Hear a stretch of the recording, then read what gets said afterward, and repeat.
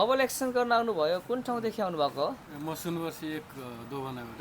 सुनवर्सी 1 दोभाना। हजुर। र उहाँले एक्सचेन्जको लागि चाहिँ एउटा यो नयाँमा चाहिँ फेरि 60-70 हजारभन्दा महँगो पर्ने हो है, तर यिनीहरूको चाहिँ रिसेल भ्यालु नभएको सेट हो।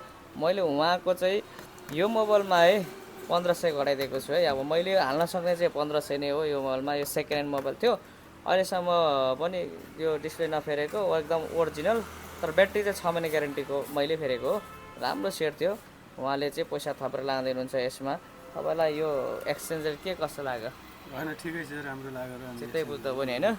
तपाईँहरूले पनि यसरी ल हेर्नुहोस् है, तपाईँलाई म यसको क्वालिटी देखाइदिन्छु ल। ओरिजिनल डिस्प्ले, ब्याट्री मात्रै चेन्ज भएको सेट थियो। उहाँले चाहिँ 6000 थपेर लाँदै हुनुहुन्छ। यो 7500 को सेट थियो, 6000 थपेर लाँदै हुनुहुन्छ। मैले एउटा कभर फ्रीमा हालिदिएको छु। तपाईँलाई यो चित्त बुझ्दै पनि होइन। तपाईँले नि यसरी गर्न सक्नुहुन्छ है, सेकेन्ड ह्यान्डबाट सेकेन्ड ह्यान्ड नै।